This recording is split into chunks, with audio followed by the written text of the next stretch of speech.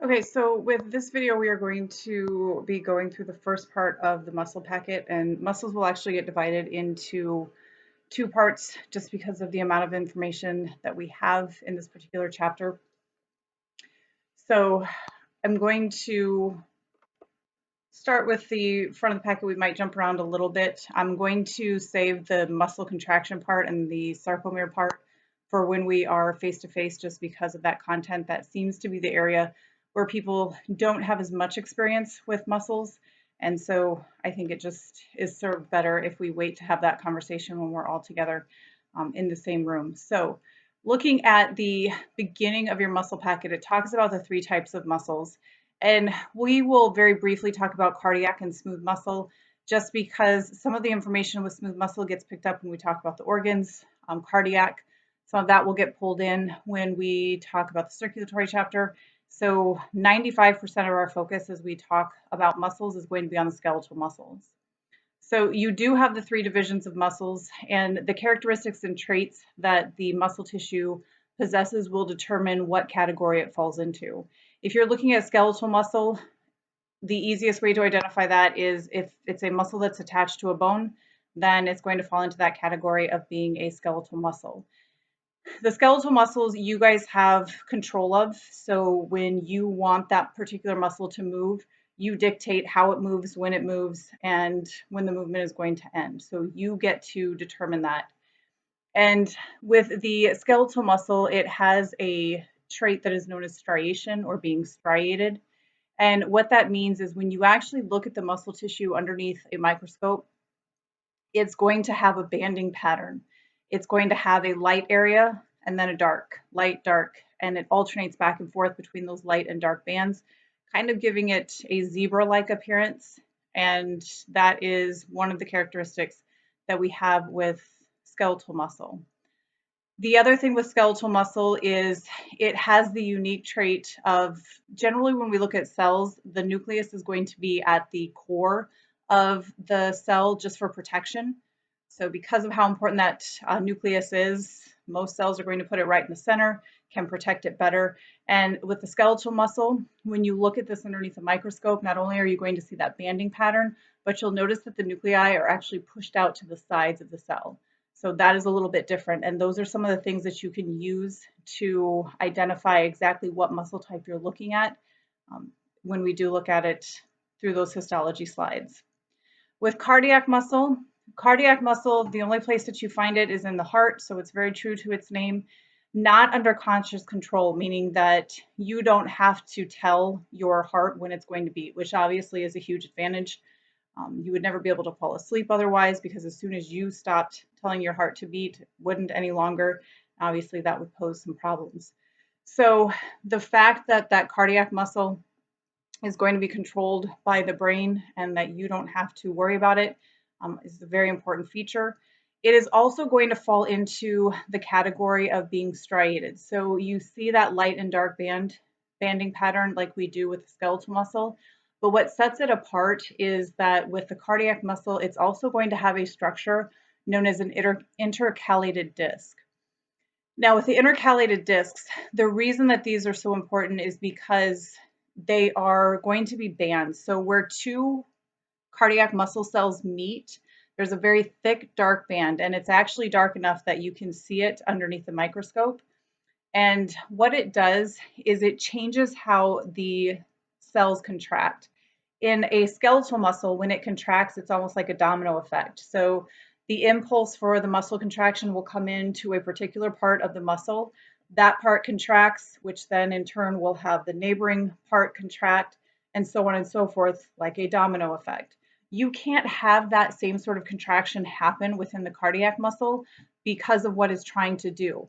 It has to contract with enough force that it can move the blood forward through your body, and not just forward, but if you think about when you're in a standing position, the blood that's all the way in your toes has to work against gravity and make it back up to the heart.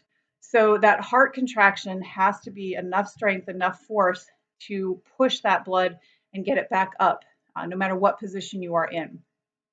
So for that reason, those intercalated discs link your cardiac muscle cells in a way that we don't get the domino effect. When one contracts, they all contract.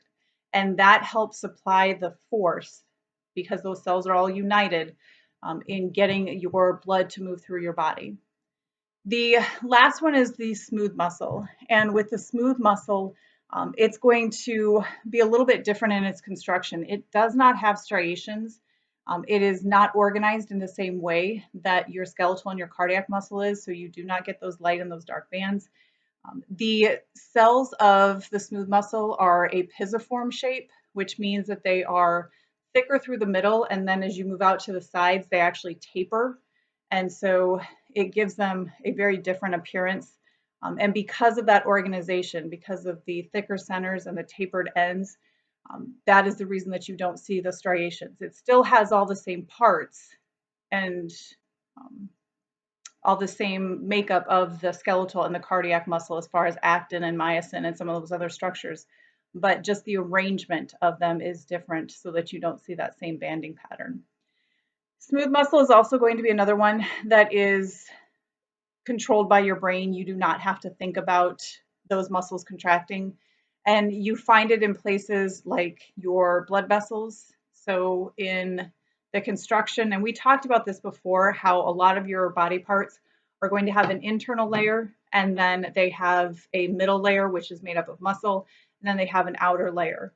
So in your blood vessels, your lymphatic vessels, your intestinal tract, both in the small and large intestine, your stomach, all of those places, we're going to see that same sort of setup.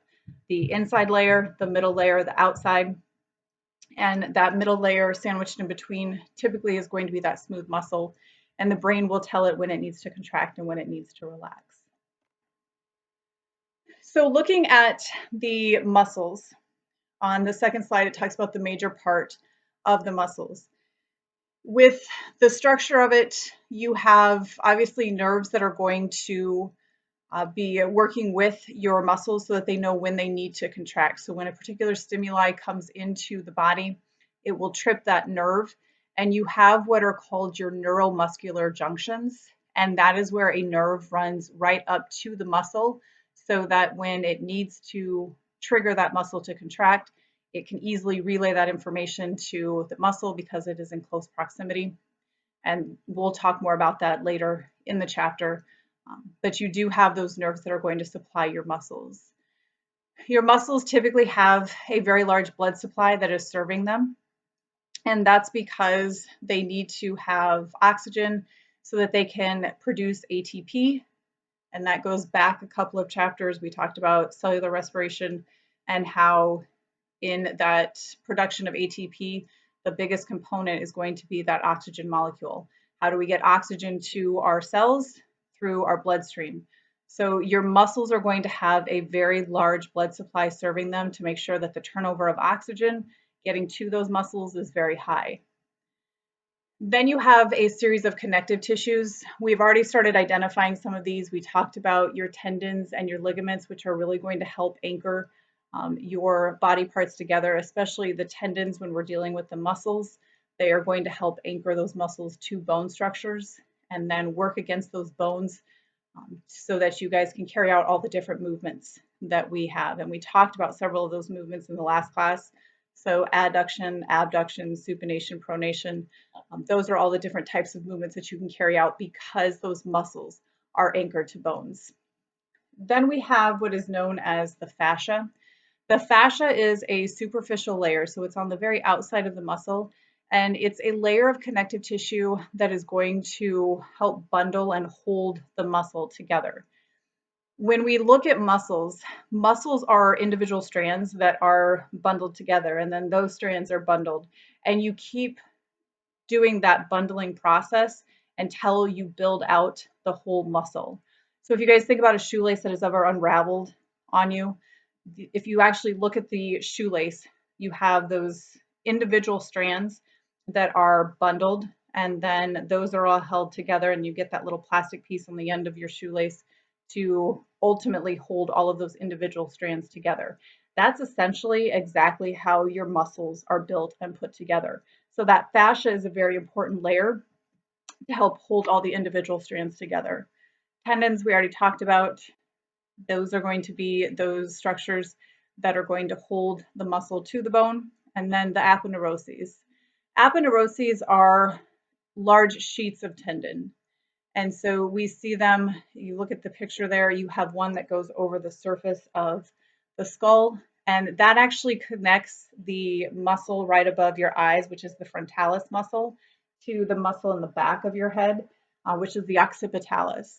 And collectively, those two together in some of your textbooks or other resources, you might see that identified as the epicranius muscle. That is talking about both of those muscles, the front and the back one. If you talk about them individually, frontalis on the front, occipitalis on the back.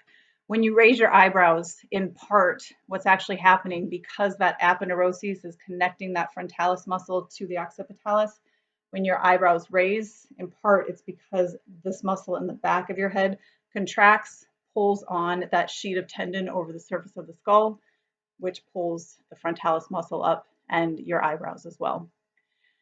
Over the core of your stomach, you have another aponeuroses, and that is going to offer a lot of the support that we need through that core, just to make sure that the weight of the upper body is held in the correct way.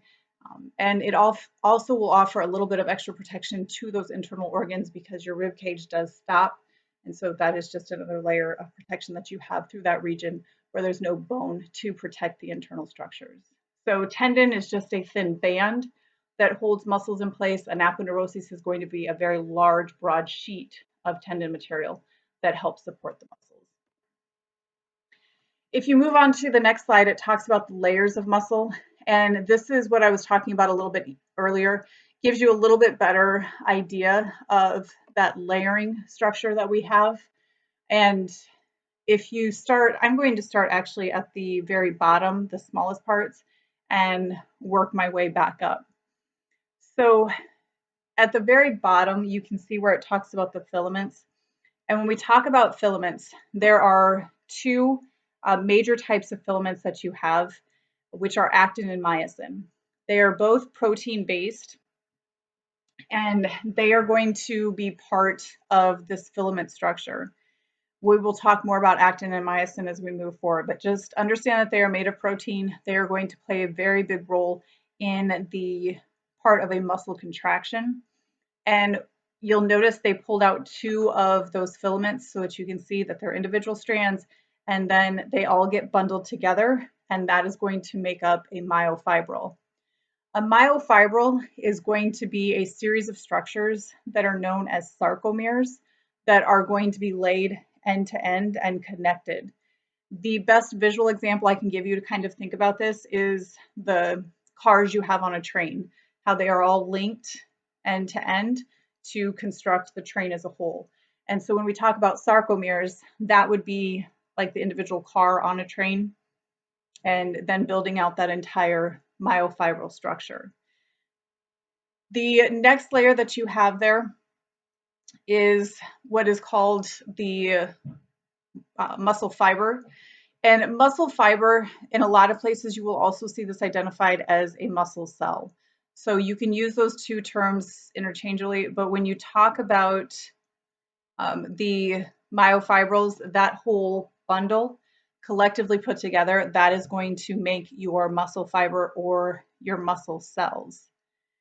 Then you're going to take all of those muscle fibers, they get bundled together, and that structure is called a fascicle.